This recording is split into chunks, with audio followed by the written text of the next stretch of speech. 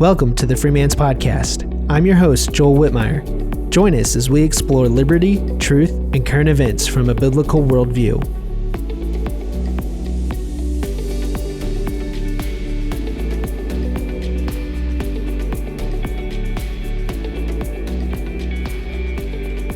So, Joel. Yeah. There's this really good joke about the Soviet Union. Okay. That Ronald Reagan gave when he was president. Which is like Ronald Reagan jokes. Yeah, Ronald Reagan's great. And he was actually really funny. Yeah, he was. Probably gets that from like his acting days, you know. He was a pretty charismatic guy. Yes. Now, I've heard some of his jokes, like recordings of him delivering them, so I'm going to be judging how you deliver this joke, right? No kidding.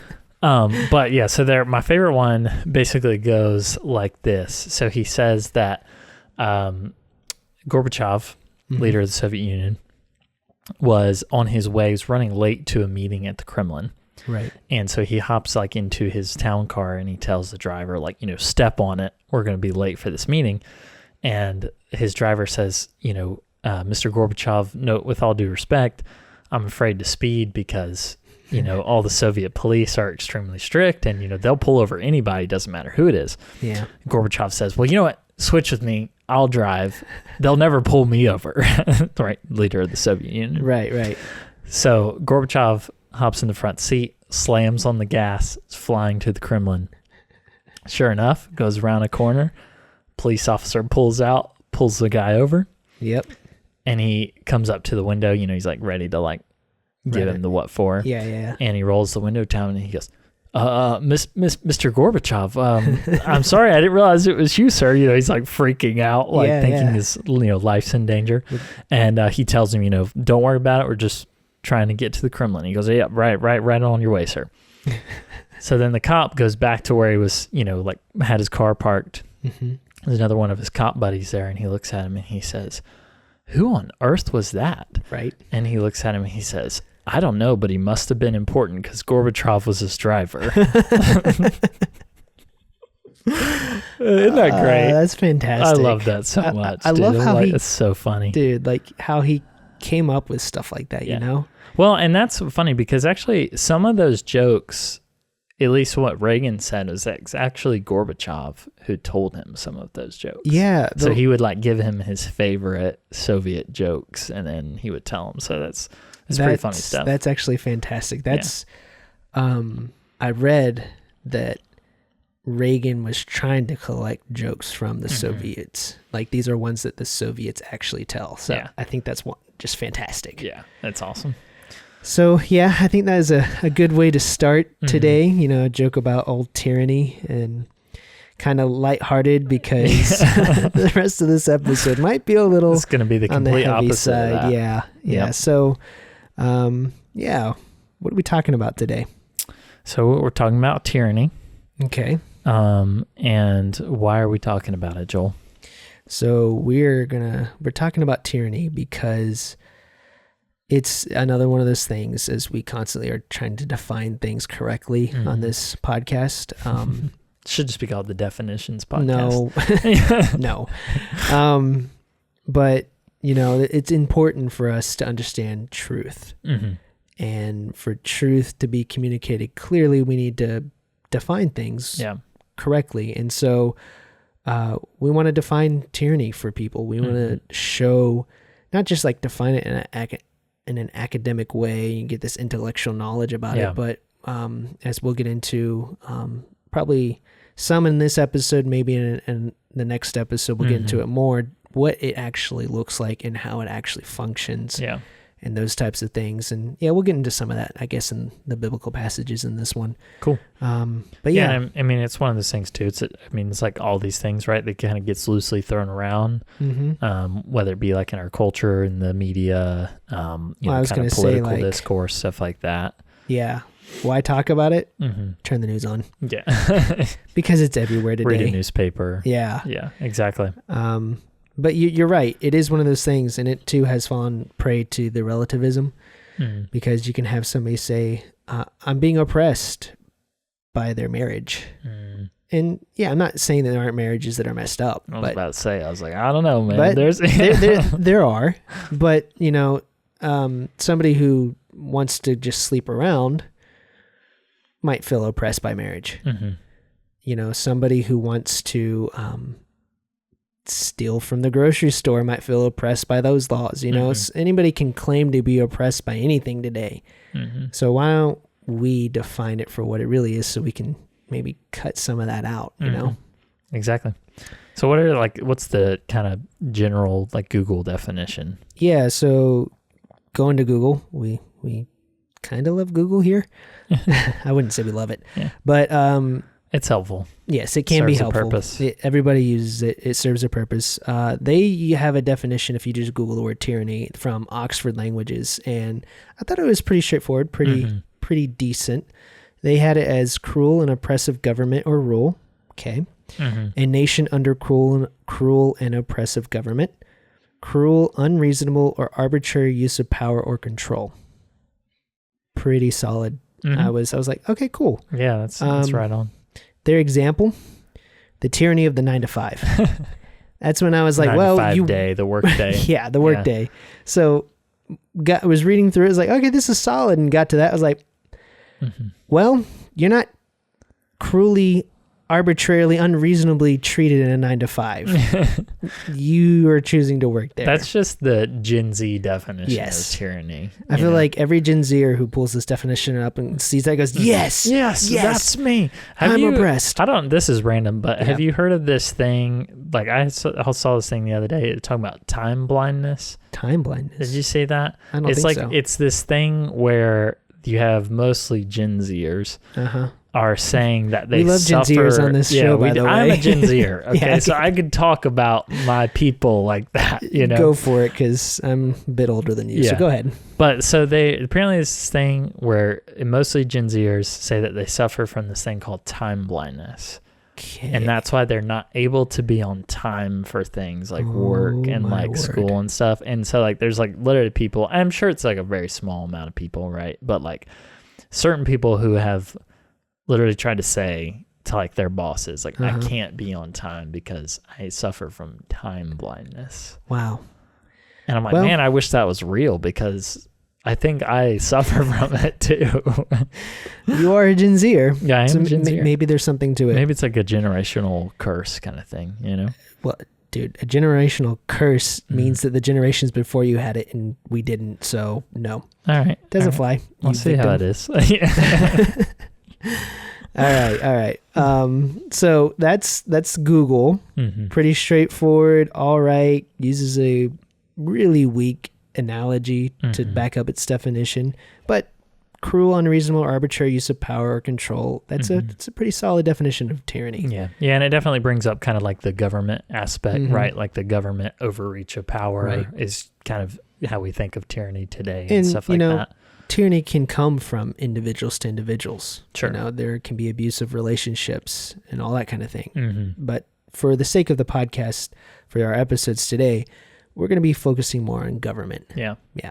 So like we normally do. So yeah, that was Google.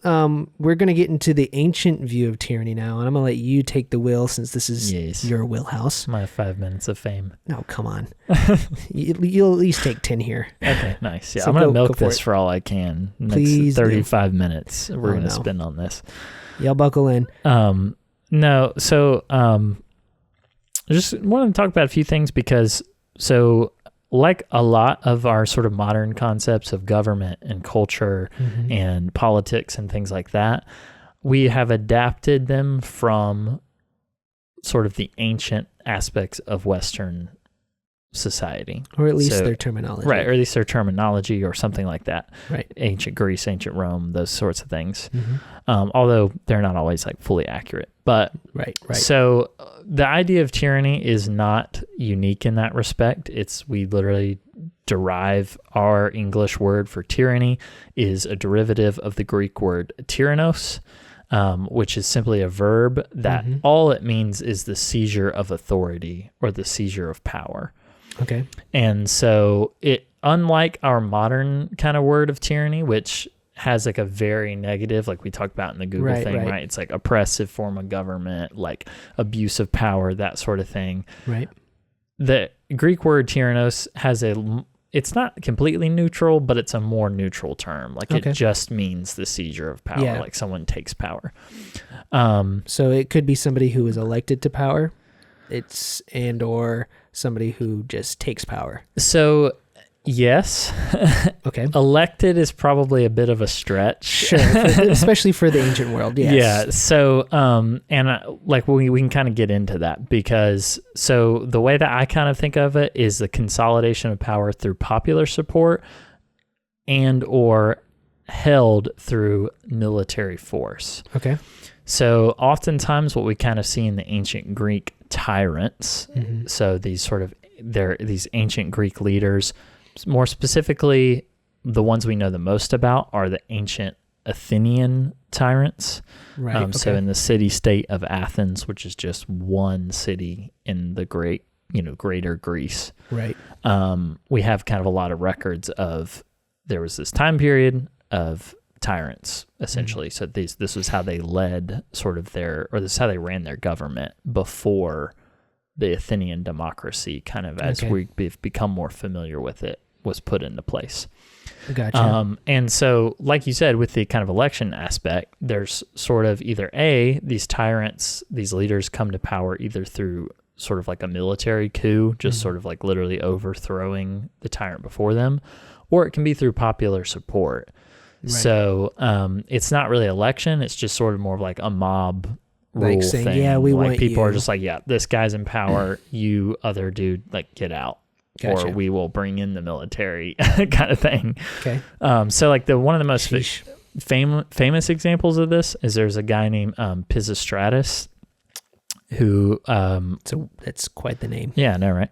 But so like he was ruled from 546 BC to 510 BC. And he, with the help of this guy named Megacles, which is like the coolest name of all time. That's like the ancient Greek version of Megatron. Yeah. Like this is, I'm going to probably like throw this into the name ring of like into the hat for my son's possible names. Megacles. Be like Maura. Megacles Clark? It's pretty cool, you know?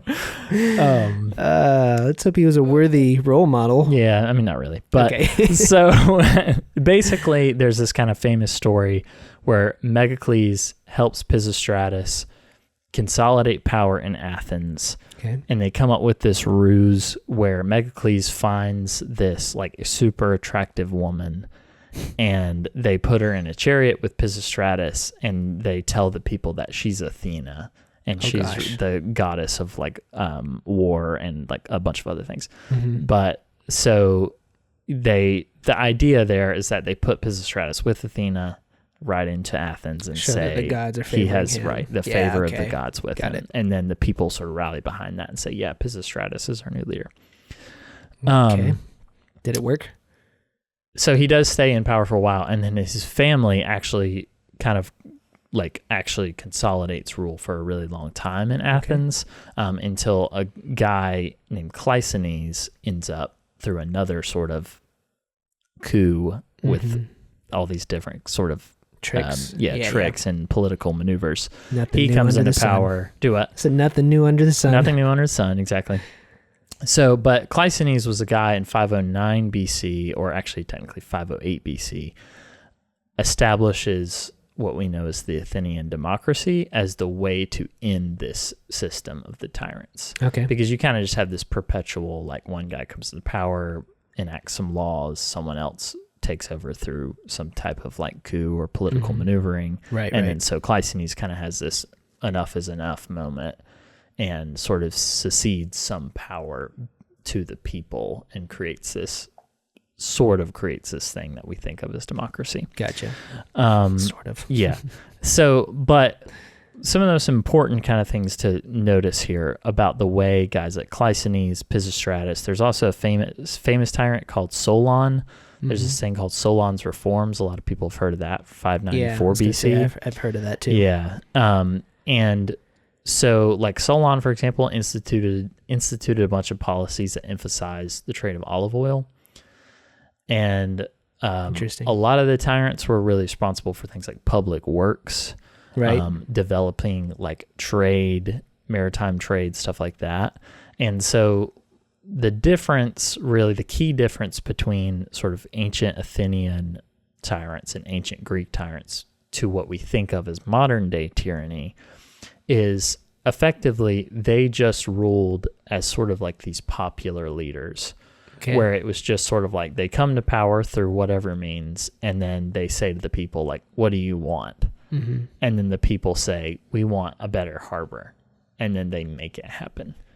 And or we need more money. And so they're like, all right, we're going to do more olive oil trading and things like that. And so they're kind of like these just very popular opinion-driven leaders and that's how they stay in power. So what was, they just kind of give people what they want. Their incentive then to be in power? Like, who would want that job to be like, what do you want? And then make sure it all happens. That you actually have to do it. Yeah. Well, I mean, that's a good question. There's definitely, there's sort of like economic benefits to it yourself. Sure. So like you line your pockets, maybe. Yeah, you would probably end up lining your pockets through some of that sweet olive oil money.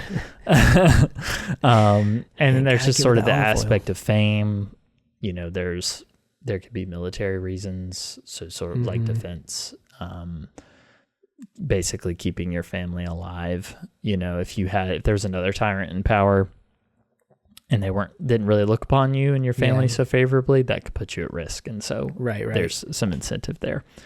But makes sense. The main thing to kind of understand with that is, again, their sort of understanding of Tyrannos, at least at first, is while it has that aspect of like consolidation of military and economic power, it's a much more like neutral understanding of the word than when we think about it today. Okay. Now that develops over time. There was about a century later, there was a group called the 30 Tyrants in about 404 to 403 BC. Okay. That's 30 oligarchical rulers. That was a puppet government instilled by Sparta after they win the Peloponnesian War in Athens. So when Sparta defeats Athens, they put their own people basically into leadership, like their own sort of puppet government to run Athens. Which makes sense. Mm-hmm. So, and that's what's called by Plato and I believe Aristotle as well. They call that era like the 30 Tyrants. Okay. And that's sort of used to like harken back to 100 years before of it's like, hey, remember how we used to have like one tyrant that would rule at a time? Like imagine being ruled by 30 tyrants. How terrible would that be? Yeah, so it becomes like this byword of we need to not have tyrants. Gotcha. Yep. And so that's where you kind of see like the origins of it, that word like shifting into a much more negative context of like this sort of tyrannical, it becomes tyrannical rule by like a few people, something that needs to be avoided and that sort of thing. So that's kind of the whereabouts of the ancient views of tyranny. There's a lot more to it. It wasn't just in Athens, and it didn't just end in 508 BC when the democracy started. There were actually other city-states that kept doing tyranny tyrannical for way. years after that. So, but that's kind of the general ancient, kind of historical view on it. That's fascinating. I love that kind of stuff as always. And thank you for that, because I think as you were saying, like it started taking on a negative connotation with it. I think that fits well into our next definition. I think the one that we're really going to stick with this episode. I should say this series. It comes from Noah Webster's 1828 Dictionary of the English Language. Yep. Go figure we'd use that one again. But he defines tyranny as arbitrary or despotic exercise of power. The exercise of power over subjects and others with a rigor not authorized by law or justice, or not requisite for the purposes of government. Hence, tyranny is often synonymous with cruelty and oppression. And he kind of goes on, cruel government or discipline as the tyranny of a master, unresisted and cruel power, absolute monarchy, cruelly administered, severity, rigor, inclemency. So this whole concept of tyranny from Noah Webster was not good, bro. Yep. To put it in modern vernacular. Yeah. But no, just the idea here of arbitrary or despotic. So arbitrary is not a word we use a lot of today. You might hear it in legal cases and stuff. Mm-hmm. But arbitrary means rule that is, he says it here, not authorized by law or justice. Yeah. Right? It's somebody who comes in and starts exercising power without any kind of sense of justice or any kind of idea of law backing up his actions. Right. Yeah, there's no actual like written precedent. Right. That's another legal term that's used a lot for like that law or that use of that law. Correct. And so this is this idea of arbitrary without this use of power without authorization from law or justice. It carries that idea that it's just ruled by the whims of whoever's in power, whoever can manage to get on top, you know? Mm-hmm. And he also goes on that it's not requisite for the purposes of government, right? So if power is being exercised above and beyond what government exists for, then it's tyranny. Yeah. Right? This could be beneficial things, as we'll get into. Like sometimes tyrants get power by giving people, like the Athenians, what they want. Yep. But then having a chokehold on everything else. Yeah. Right? Yeah, and that's what I was going to just kind of say. It was like, you can see how this word ends up being used, you know, that kind of ancient idea gets adapted into like our modern time because like exactly like you said, it's like, it's not always that there can't be some kind of seemingly positive effect, but it's outside of the confines of what government's actually supposed to be doing. Exactly. And so when you look at that, and as we'll get into it, these so-called benefits, or as the Romans used to call it, the bread and circuses, you know, it's usually these types of promises are how they get to power again, you know? So just to recap that, tyranny is arbitrary or despotic exercise of power. The exercise of power over subjects or others with a rigor not authorized by law or justice or not requisite for the purposes of government. Hence, tyranny is often synonymous with cruelty and oppression. And we'll get into oppression later, which oppression, it's always cruel, you know? Exactly. So that leads us with a nice understanding of where tyranny came from, what our modern idea is. The 9 to 5 isn't really tyranny, guys. But this other idea, and this coming from the 1828 dictionaries, what our the founders of America would have understood tyranny. This is what they were fighting for. But all that brings us to, what does the Bible have to say about it? You know, because we're talking about truth here. Let's go to the ultimate source of truth. Let's discuss what God's word says about it. And so our first examples that we're going to see, I'll let you take the wheel here, are from Exodus 6 and Exodus chapter 7. And if you're familiar with the Bible, those of you listening, you'll know that this is getting into Moses and Pharaoh.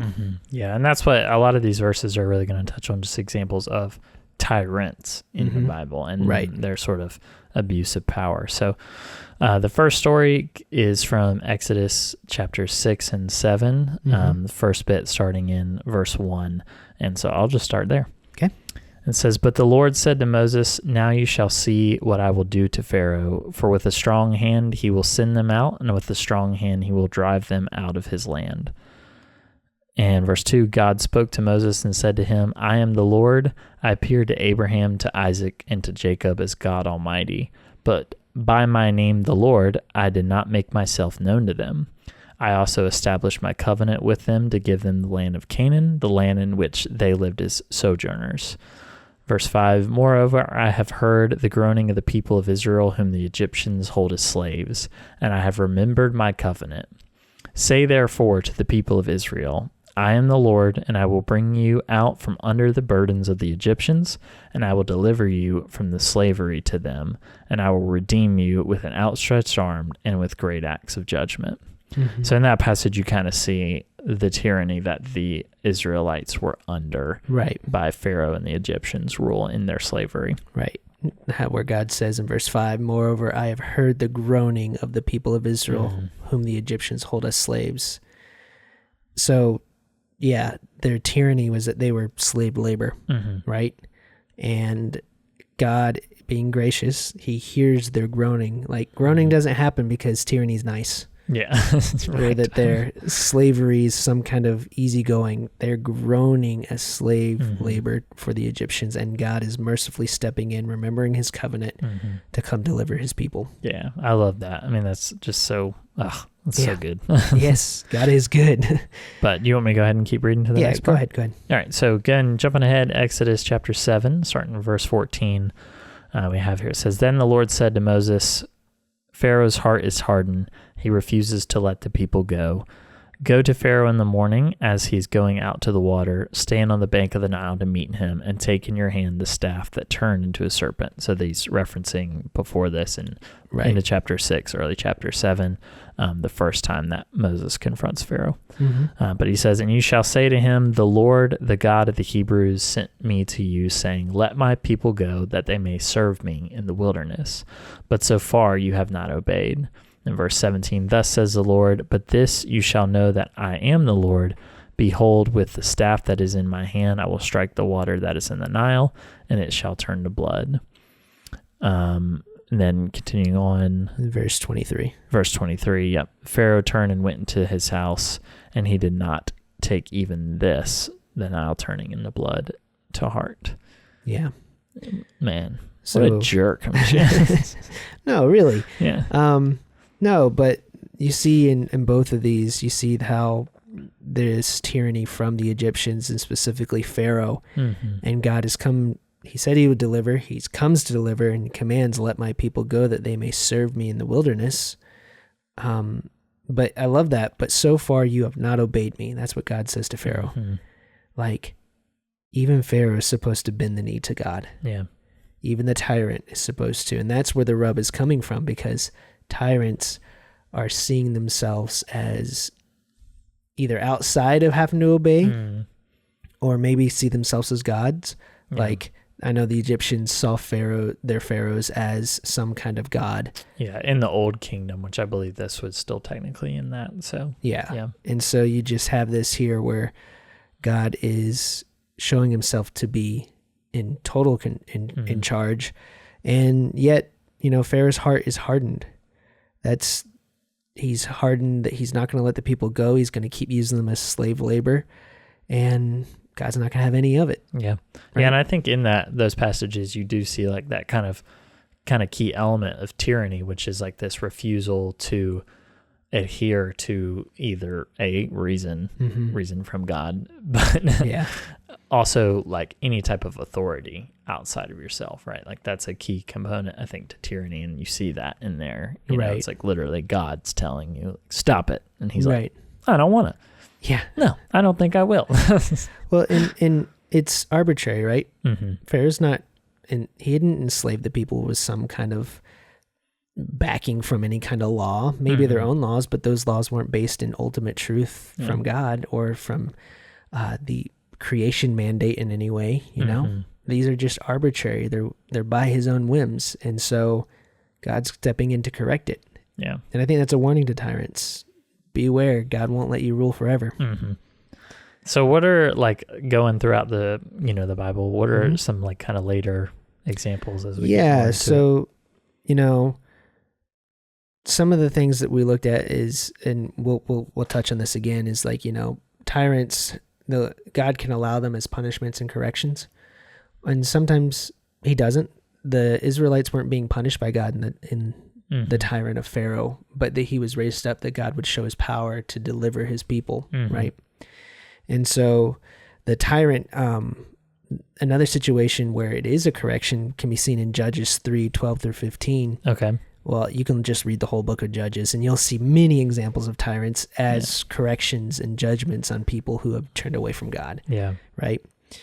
So this starts in verse 12 where it says, "And the people of Israel again did what was evil in the sight of the Lord, and the Lord strengthened Eglon," if I'm saying that right, the king of Moab. Yeah, right. The king of Moab against Israel, because they had done what was evil in the sight of the Lord. So God is allowing Eglon, king of Moab, to come against his people because they've turned away from him, done evil. So verse 13, he, Eglon, gathered to himself the Ammonites and the Amalekites and went and defeated Israel, and they took possession of the city of palms.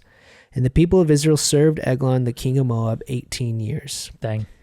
Then the people of Israel cried out to the Lord, and the Lord raised up for them a deliverer, Ehud, the son of Gera, the Benjamite, a left-handed man. The people of Israel sent tribute to him, by him to Eglon, the king of Moab. Nice. Right? So we see here that God allowed the Israelites, because they turned away from him and did evil, God is allowing these tyrants, Eglon, to come in, defeat them militarily, then take possession, like occupy their territory, and then they have to pay tribute. But when they cried out, God, who is always merciful to his people, for sure. Yeah, he delivers them by raising up Ehud, and it's kind of amazing. Ehud, a left-handed man, which I love that it just has to stress that. I know, it's like so random, and it's like, this dude was left-handed, right? Okay, like him of all people. Right. Well, as you will see, if you keep reading that passage, it's interesting because he hides a knife he makes on his right thigh. Okay. Which might signify that, if they were checking for weapons, they would have checked his other side because, right-handed, but they wouldn't have checked that side. So he hid it. And interesting. So he goes into the king, gives the tribute. As he's leaving, he's like, I have a message from you from the Lord. And the king sends everybody else out. Is the message a knife to the face? Not to the face, but Eglon was a fat man. And the Bible kind of takes pains to make sure he's a fat man. And Eglon stabs him when everybody else is gone. But he stabs him, like, in the king's bathroom. Nice.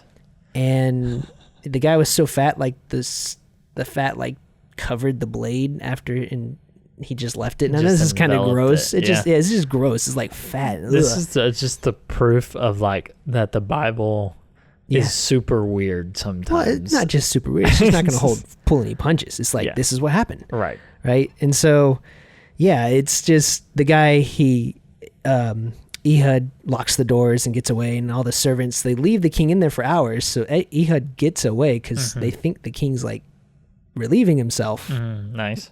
And they get embarrassed. They finally go in, find out he's dead, but then by then Ehud's like rallied the troops of Israel and they throw off their oppressors. Nice. So just a like unique, like what is happening kind of story, but God will deliver his people through what is happening means, Nice. I mean, the Nile River went to blood. I mean, what is happening? Right. Yeah, exactly. So that's a story, another account where we see tyranny happening, but God delivering. And then 2 Kings 11, 1-3. This is a very unique story in the Bible. So there's just some background. I believe the king of Judah, his name was Ahaziah. I don't know if that's how you say it, but he had died, I think, in battle. And his mom, Athaliah, I think is how you say her name. Cool. She came to power, and then this is how she comes to power. Now, when Athaliah, the mother of Ahaziah, saw that her son was dead, she arose and destroyed all the royal family. Oh, nice. Right? It's like a Romanov situation, like the Russian royal family. But continue on. Yeah, you're right. But it goes on in verse 2, but Jehosheba, the daughter of King Joram, sister of Ahaziah, took Joash, the son of Ahaziah, and stole him away from among the king's sons who were being put to death, and she put him and his nurse in a bedroom. Thus they hid him from Athaliah so that he was not put to death. And he remained with her 6 years, hidden in the house of the Lord, while Athaliah reigned over the land. All right, so wanted to talk about this one because, like you acknowledged, she sees that the king's dead, and she goes in and she starts killing all the heirs. Killing spree, yeah. Right.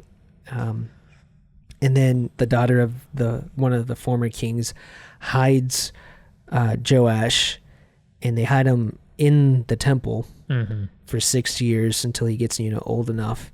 But then what's cool is a coup takes place. And this is one time that an overthrowing of government is like looked upon in a good light. It's justifiable because they're getting rid of this tyrant, this evil woman who turned the nation away from God. She was very wicked. They get rid of her to restore good government. Yeah. And they reestablish the covenant with the Lord, and the king makes a covenant not just with God but with the people. Like and they have this, you could almost say, some kind of constitution there. Right? I'll rule this way if you'll do this kind of thing. Yeah. Well, and then I mean obviously, like, you know, it's the son Joash is the rightful heir. Right. So it's like it's a coup, but it's not really, it's more of a restoration of right order. Reformation? Restoration.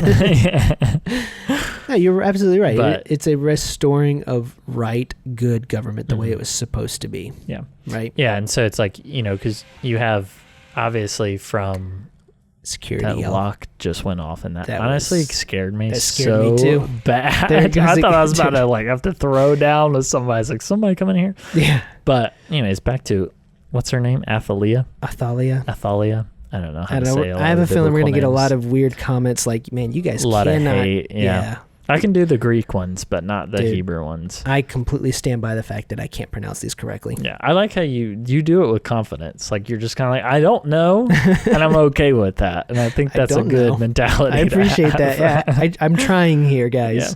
Yeah. Give me some grace. But so Athalia, you know, we kind of see this aspect again of like typical procedures of a tyrant. Is the consolidation of rule, which we'll get into that. Like, how do they, you know, do that? Hers specifically is not through military power, but it's through violence, right? It's like, let me murder like this whole line of people, so I'm the rightful heir, and I can consolidate the bloodline into my own family. And then, by the grace of God, they're able to, you know, preserve the rightful heir. But which is amazing, because through that bloodline, we have Jesus. Bingo. pretty close cutoff there. I mean, God has means, but God ensured that bloodline, because he made a promise to David, would continue till Jesus. So pretty cool. Yeah, that's aspect awesome. of that. That's super cool. Yeah. But so continuing on into the violent tyrants of the Bible. Yeah. One of the worst ones in terms of how he's painted. Jumping to the New Testament, is King Herod. Yep. So obviously we have Matthew chapter 2, verse 16 here. Yeah. You know, we have kind of the birth story of Jesus in Matthew, and it talks about the Magi who came, and they end up, you know, meeting Herod, and they are basically telling him about this prophecy of, you know, the coming king, and they want to see him. And then Herod kind of does this whole like, yeah, go see him and like tell me, you know, come back to me and tell me what you see, because I'd love to meet this guy and worship him. Yeah, right? Totally worship him. Yeah. Man. Yeah. Just a creep.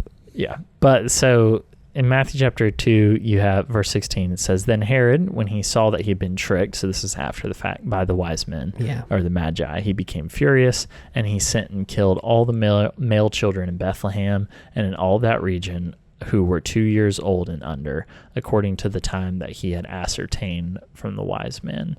And so you kind of, again, you have just this example of this, you know, tyrant who is in power. He's technically the, you know, king of Judea. Yeah. That's right. Okay. I was like, let me make sure I get that right. Yeah. And exercising his power in this way of he's trying to protect his rule. Ultimately is what he's doing. You know, in his eye, he sees Jesus or this coming Messiah as a threat. So he wants to eliminate that threat. Well, he is a threat to tyrants. Yes, he is. Right? And it's amazing because we weren't going to get into this, but Jesus' kingdom, you know, is a spiritual kingdom. Right? It's in the hearts and minds of people. He told Pontius Pilate, if my kingdom were of this earth, my followers would fight for me, right? But that's not how he wants his kingdom put forward. He wants his kingdom put forward by means of the proclamation of the gospel and the Holy Spirit turning the hearts of people and regenerating them. Yeah. I think there's like that verse in Jeremiah where he says, I'll write my laws on their hearts. Yeah, that's him, the new covenant that Jesus was ushering in. Yep. And so you have that. Now, as that happens in the hearts and minds of people in earthly kingdoms, those earthly kingdoms start changing. Mm-hmm.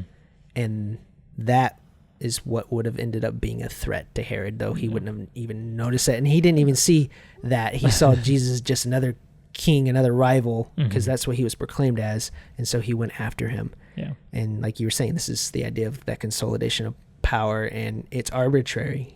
Like, to think about it, he murdered all those babies. Yep. And it's arbitrary. It's not based on anything that can remotely be called just. Yeah, and then in that, we'll get into this kind of in the next episode, but again, you have like there just this clear example of oppression. Right.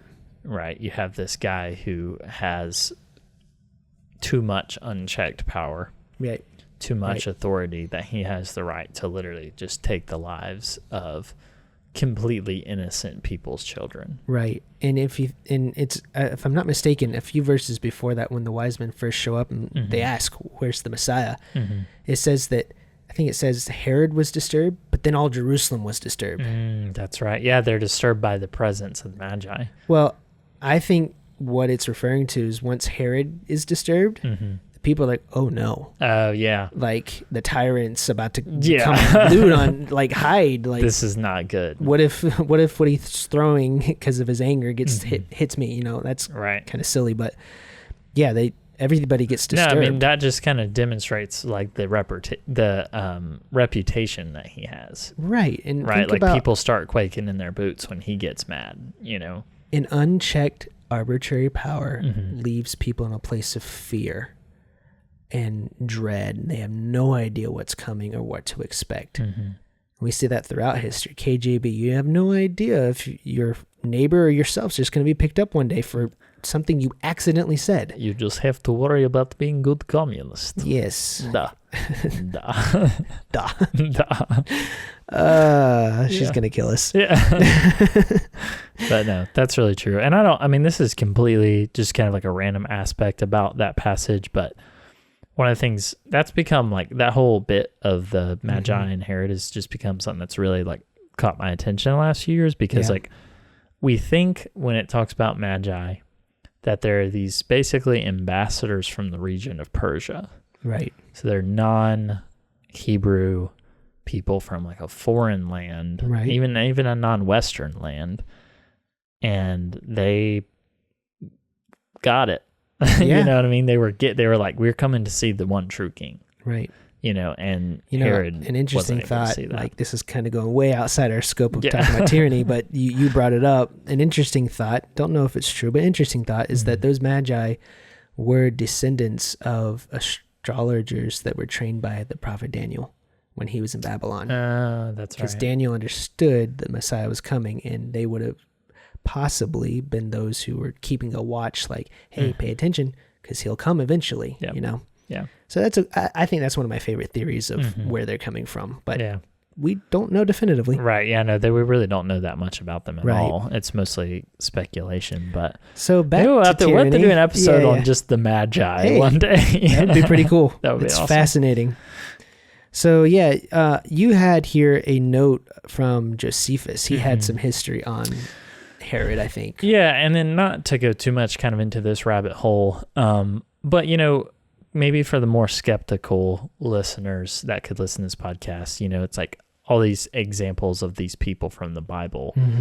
Someone may make the argument like, oh, well, we only know that these people were so bad because the Bible says they are, but how do we really know that? Yeah. And you actually have in Josephus, writes this thing called Antiquities of the Jews.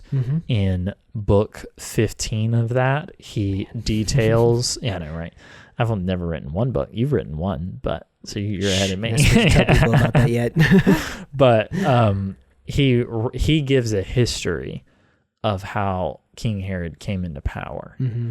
And surprise, surprise, it's through military violence. Yeah. And so that's just kind of another way, like this, not that the Bible needs to be legitimized, but like there are also sources that legitimize the Bible. Right. And kind of it provides like a very similar depiction of Herod. Well, go figure that you get confirmation from historians that what the Bible is actually saying is true. But this whole idea of Herod coming to power through violence, I think he killed, he killed a relative, I think, to gain power, didn't he? I think so. I'm not 100% sure on that because I'd have to reread it before I could confirm that. But Antiquities of the Jews, books 15, in case a listener wants to go and read it for themselves. Yeah. It's really good. And Josephus is just really cool because he also mentions Jesus at some point. Yeah. He didn't meet Jesus, but he says, like, they're talking about this guy, Jesus, for some reason. So it's pretty cool.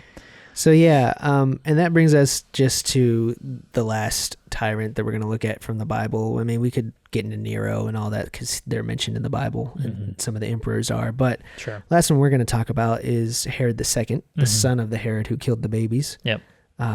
Herod II is the one who's responsible for cutting off John the Baptist's head. Nice. And for being complicit. Got that word right that time. Nice. Yeah. Nailed it. Man, I'm just nailing it on this podcast.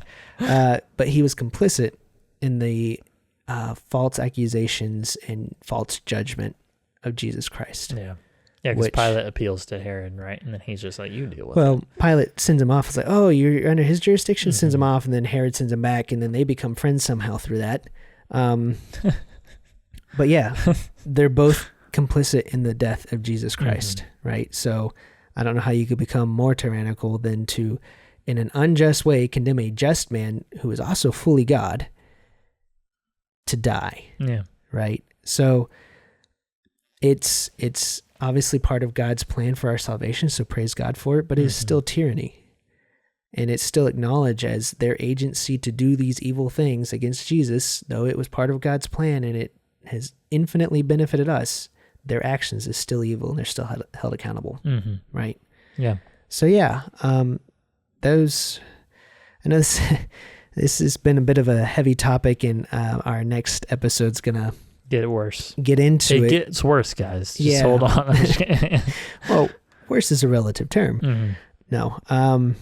But just to recap, just some of the things we looked at, we looked at how people are defining it from Google. We looked at the ancient world with the Athenians and the Spartans, and I appreciated you doing that. Thanks, man. I love it when you get into that old history. It's fun.